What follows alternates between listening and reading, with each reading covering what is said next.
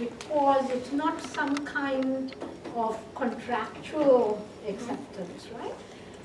It's really in a certain sense of what kind of openness remains possible still, to the other. So I'd say there are three things I would basically say, and one is really that the concern in this paper is to say how does a literary figure respond to this question, right? And to argue that in a certain way we should not expect some kind of formulaic answers from him. That is his whole, that is the burden of his whole argument, that, I'm not going to take responsibility for how you should be under those kinds of circumstances. I'm only showing you certain ways in which,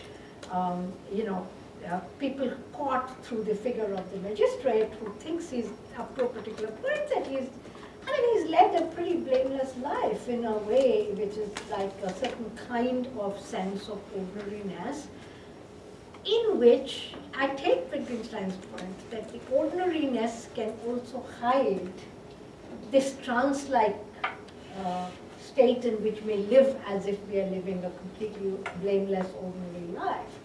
And for me, in a certain sense, it comes in response to, to a lot of work in anthropology, which kind of basically now says, look, why are you so indifferent to the fact that there is good in human life, there is transcendence in human life, we have that in religion, and all my friends who keep trying to rescue me from this melancholia.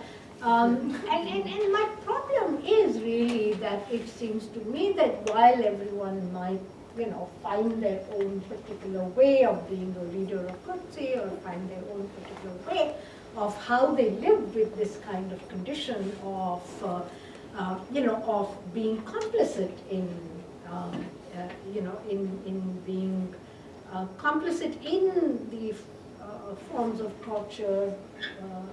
I have no way out of that in a certain sense that I could say can be given formally. I think the burden he's placing is, don't escape just to some notion of the good or the transcendental, so that you can dwell into this set of questions. So for me, the important and interesting question of that containment is the question really of what would it mean to not convert that sense of disappointment that we live in such unjust societies into a curse on the world. Right? And that comes out in Cavell's writings in a certain sense of where, where this disappointment becomes a certain kind of curse on the world. Right? And that, I think, is an enormous amount of work. It doesn't mean that, that's why I said acceptance is a much more complex set of issues in Wittgenstein and Cavell than the simple idea that, this is ordinary life, we just accept it, and so on. And so the third would exactly be the same answer that I would give, that to basically say, our traditional forms of life will not do, which are remarkable for their arrogance in a certain sense. Because in some ways, this is being shown to have been produced in a certain sense through certain ways in which the life of empire becomes something which is diffused in modern democratic societies too. Right? So it's not that you can say empire came to an end, democratic institutions began. By which I don't even mean to say that I think democracy is bad or dictatorship is good or anything of that kind. But that to be attentive in a certain sense to how these terrible forms of oppression are folded into the lives of a democracy seems to me to be the question of what is to be responsible to my present state of life. It's not to give formulaic answers to anybody. It is to be able to say what is it to be alive in a certain sense to this question. I think Gandhi had one kind of a whole way in which he is alive to that question, and I took like Coetzee to be in some ways alive to that question in a different kind of way. But it's not simply, if he had simply said, I'm alive to this question, it would mean nothing. It's the enormous work that he does in the form of his writing that makes us see that a certain kind of, ersatz ethics will really not do. And the last point which you said that you had difficulty in understanding, I don't understand why you have difficulty in understanding it. Because after all, a lot what we hear as criticisms is just grumbling. Right? I mean, I could cite you a whole lot of things, which if you actually sit and say, what did this criticism actually mean? It meant nothing but to say, I'm a good person. I can stand apart and I can grumble on the world, and therefore I've shown that I'm on the right path. And God is saying that will not do, right? Which is why, in a certain sense, he poses that at this enormously difficult point of saying, what is it to take leave of the world? Right? Which is, in a certain sense, not simply a question of how can I withdraw from this world or allow the world to withdraw from me, but really, I see that in Cavell's Little Did I Know, which is really what is it. So when Cavell says in Little Did I Know that this is not, he says very interestingly that if I were to just recount all the horrible things that I had done or others had done, I would have had to write a fiction and not an autobiography. It is a certain way of kind of saying, what does it mean to be, what does dying under these circumstances mean, right? What does dying mean when, in a certain sense, you must die with a sense of failure, right? At one kind of level. But still, you want to leave, you want to leave things okay for those who don't have to inherit from you a certain sense just of, of the terribleness of the world, but a sense of what it might be to be responsible to their graduate. That's how I read it, and I don't see that as a very simple task.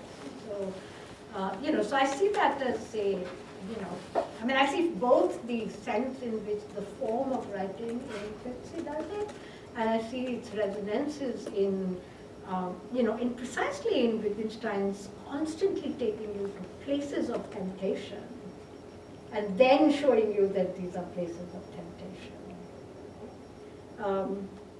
That's the, as I said, that's the best I can do right now.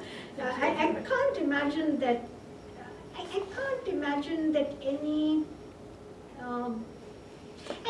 more than a question of how to struggle with this set of questions can actually be given.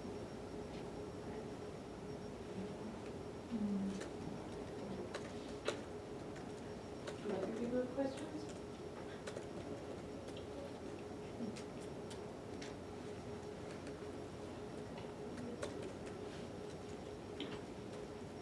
You didn't answer the question about we. Yeah. Okay, so that's a very interesting thing, right? So in a related paper, I've actually analyzed this question of the grammatical person. I was saying in the morning that the issue of how to think philosophically otherwise also is very interesting. So the grammatical person is very important in Sanskrit aesthetics and in philosophy. Quite interestingly, not in the great doyen of grammar, Panini, because he actually doesn't, he just basically says if these root words, you, I are there, then assume a first person, second person. And this is completely turned over in the 8th century, in which the question of the grammatical person, we know from Benveniste, let's say, that they, or the third person, he says can be a person or an object, right? In the Sanskrit tradition, some of which actually Benveniste completely borrows from, he's not just commenting on it, the exact words he uses I can show you appearing in 9th century texts, right? He doesn't say I took it from them, he says this is my commentary on them, which is sort of interesting. So there the question becomes that it can be that I and you become a we, showing the dominance of the first person, right? Rather than they, right? Or it can be, I, but it wouldn't work in the Sanskritic thing because the first person is a very obscure person. the first person is the speaker. And the we is not actually the speaker. It's within the addressee moments of coming together that we might say a we is created, which is why it's not a substantive, kind of thing. I can't say this is a set and the members of this set are such and such, such and such. It's created through certain forms of address. And so when in a certain way Kurtz is assuming that at some point, the reader is with me, and at other points the reader is this totally paranoid reader who is actually not with me, so we can't make open. And to that extent, it's not a shifter in the linguistic sense necessarily. It could be, obviously. But it's the deeper structure of it is really the structure of how do you assimilate in a dialogical structure what it is to have consent. Consent not in the legal sense, but that you agree to receive my words. Right? And in agreeing to receive my words, we might be able to think of a we. That sort of. Yes. Thank you very much, for that.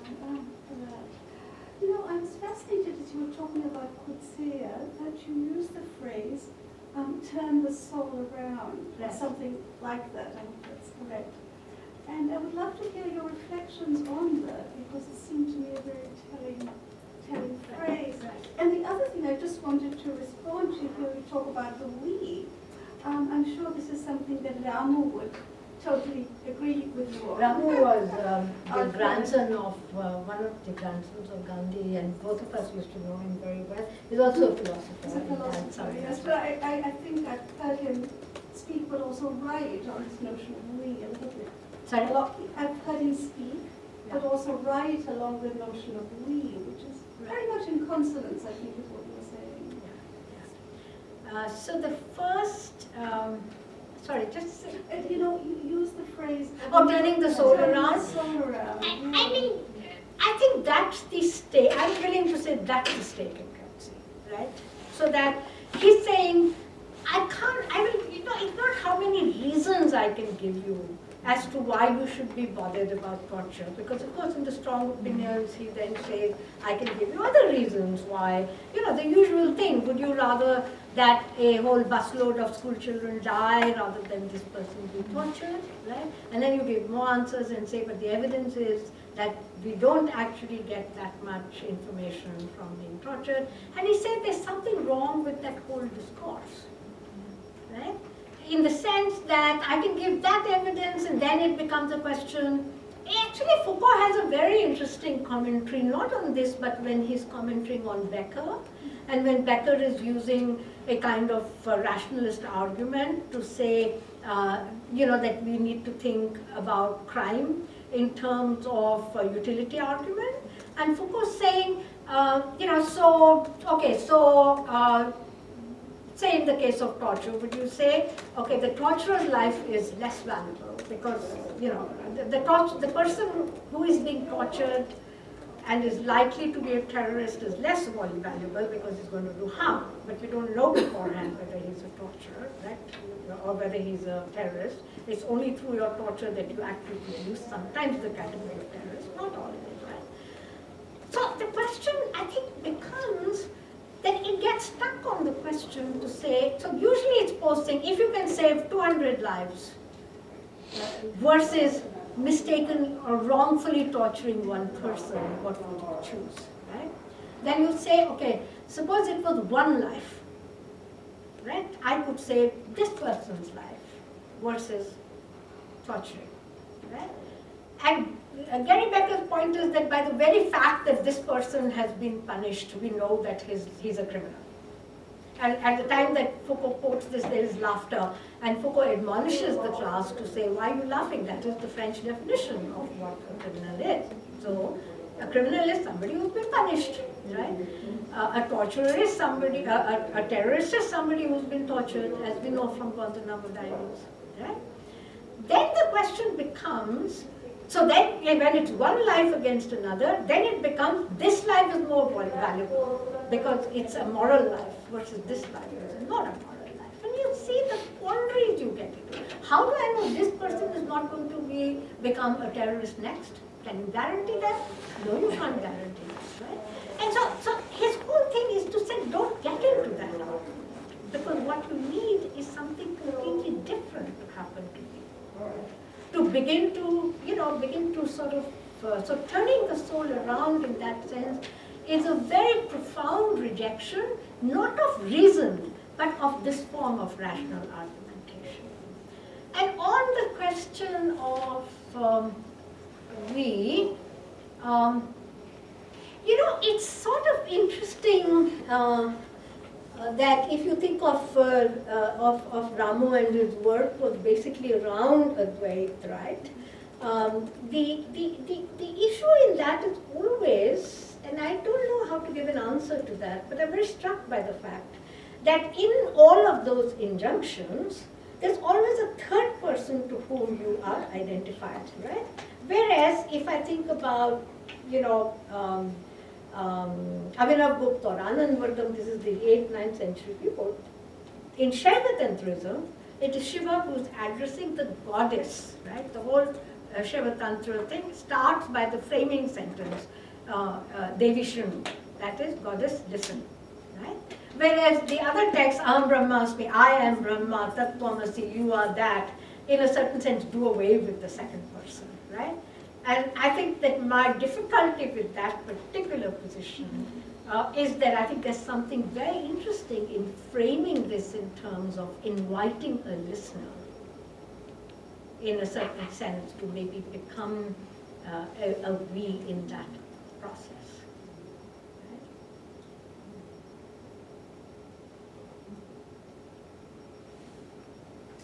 I wonder if you could say more about waiting.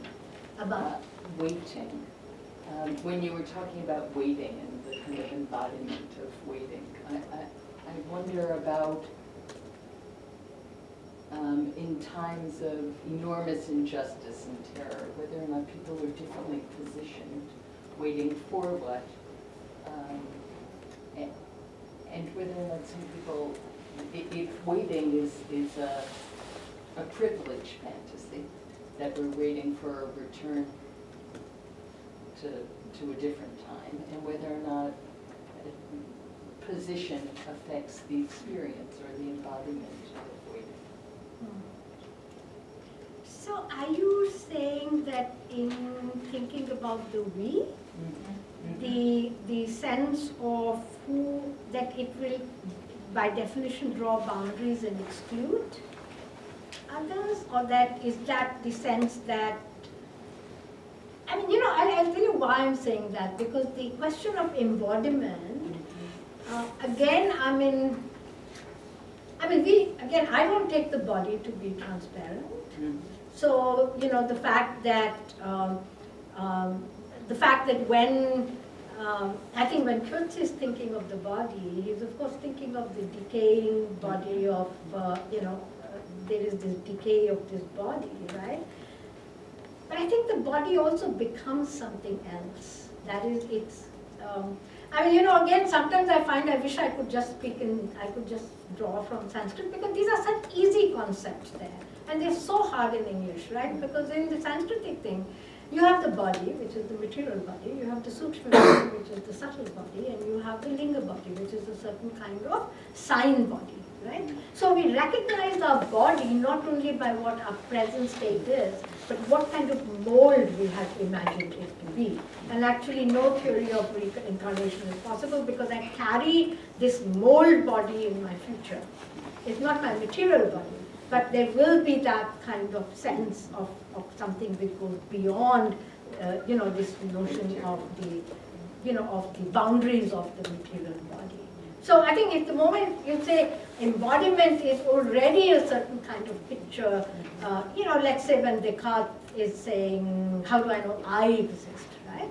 And quite interestingly, it's not because I have a body, but because I can think, right? So that there is a very interesting question for me of what kind of assumptions we just carry by the word embodiment to, which are from the common sense of a certain tradition, but are not there in the common sense of other traditions.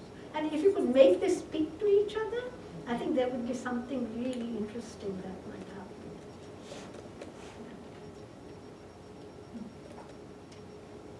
I'm going to pick up on Michelle's question, Yeah. because I don't know it. Well, you were talking about the sort of temporality of empire, and this idea of it being about waiting, right? This sort of Yeah. sense of, suspension, perhaps anxiety, precarity. And that's what you were, and so can you sort of unpack that a little bit more, what you think is distinctive about it, what you think it's something that sort of crosses across the entire we, or there are certain people who are waiting for different things, or waiting in different ways? I mean, it's an interesting question because when one thinks about, I mean, essentially I took that to also mean that the time of not happening is a time of happening, right? So that, you say, oh, this moment we are not actually at war, right? And you might say we are not really waiting for a war, but in effect we are, right? And whether that happens or doesn't happen, I think the notion over there of the we becomes a certain way of implicating you, or implicating myself, for example, in the fact that this non-happening, that there is a lot happening and I'm completely, I'm blind to it. I've put defenses against it, right? So, I gave an example. I think 2 days back I was in Buenos Aires and had given a talk, and people were like, but how would your notion of ordinary ethics, which you also raised, right? How would it deal with the fact that we are dealing with such massive violations as that? And I thought, okay, think about the kind of talk right now that we hear during the election, right? It's okay to say, throw all the Muslims out, or it's okay to say something. It hasn't happened yet, but the fact that we can receive these inequalities, and at least some can receive it enthusiastically, for me the interesting thing is not at that point to say, oh, thank God I'm not one of them, but really I am one of them, right? Because I may disagree, but in a certain sense the conditions have been created in which, over a very long period of time, this kind of shift in subjectivity has become possible. Which is why I'm very hesitant in a certain way to think that I said earlier that my dread in a certain sense, which comes from, constantly being invited to recognize that there is goodness, recognize that there is transcendence, to which I'm blind. And my fear of that is that in some ways,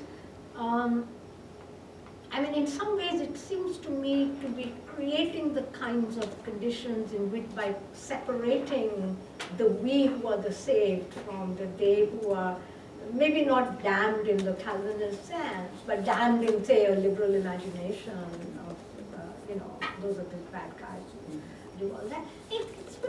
I think for me it's very interesting to think how are our lives conjoined rather than how are they separated.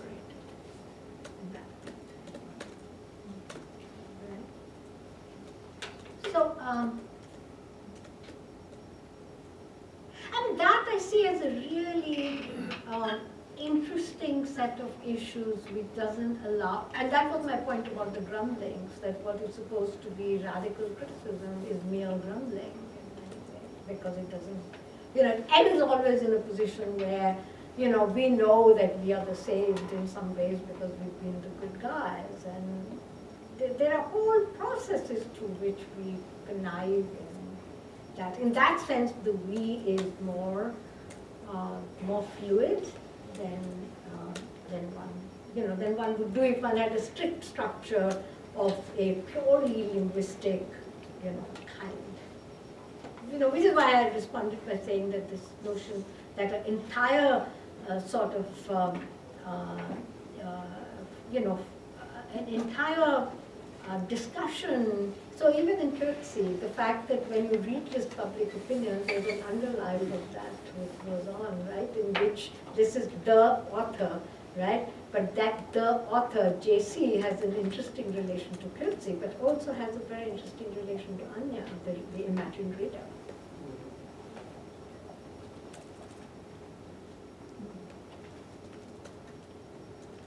This is not a very well formed, I mean, so I'm thinking about, actually, it's really interesting. So I'm thinking about Diary of a Bad Year, not in relation to, so Waiting for the Barbarians, but actually in relation to. Sorry, say that. So thinking about Diary of a Bad Year. Yeah.